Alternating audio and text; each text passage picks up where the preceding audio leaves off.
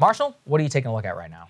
Yeah, so I am obsessed with the Gallup poll numbers that everyone is focusing on. It shows that trust in media has declined to almost the second lowest level in American history. Now, as breaking points viewers, as hopefully realignment listeners, wink, wink, wink, you know where to go.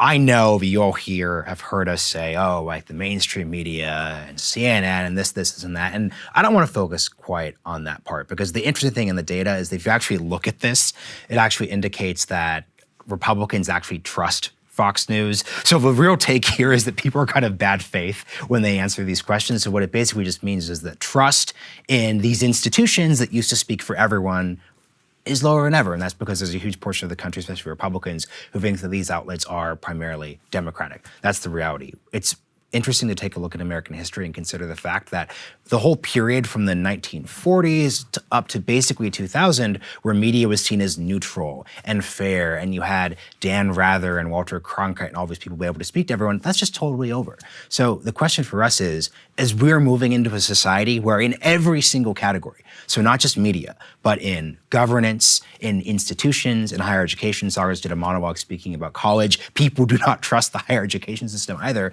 People don't trust their local school board. That is why you see these hyper-polarized, really aggressive fights with everything from critical race theory to all these other broader issues. The point is, if you are thinking about the society we live in, how we're going to live in it, to call back to the segment we just did about Matthew McConaughey, you should be opening with the question of how can we restore trust in these institutions? Trust does not equal consensus. Trust does not equal, wow, 99.9% of everyone's going to agree with whatever Saagar is saying, or whatever I'm saying, or whatever Kara Swisher is saying, whatever Matthew McConaughey is saying.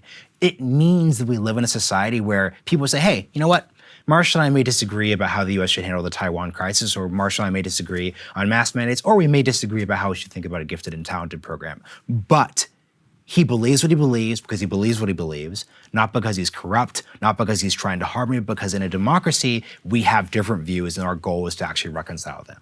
So what I would want people to really push is to say, don't just look at these trust numbers in the context of media, but think about them in every single aspect of your lives. Think about the question of, hey, how can I convince people that the higher education system, which will always be with us to some degree, exists to actually help people? How do I restore trust in my local school board? How do I restore trust in a politician who has to actually govern?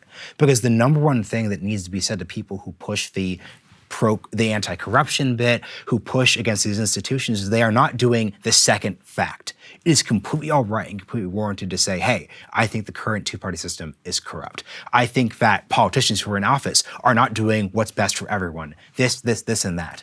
But if all you do is tear down the status quo and don't actually address the trust question, you are just creating more problems, because whenever you win power, you'll be hurt by the same lack of trust issue. The joke I made with Saagar during our Andrew Yang episode about the Forward Party is the problem that Andrew is going to run into, if he gets what he wants, is under the current status quo where everyone doesn't trust basically everything. The second the third party comes about, people would instantly start losing trust in that institution because something did not go their way. So if you are a person who is concerned about corruption, if you're a person who sees these trends, thinks they're going the wrong direction, the question you have to answer for yourself is, what are we going to do to actually long-term answer that question of restoring trust? And what really frustrates me, and I think frustrates you, is there are very few actors in our public system.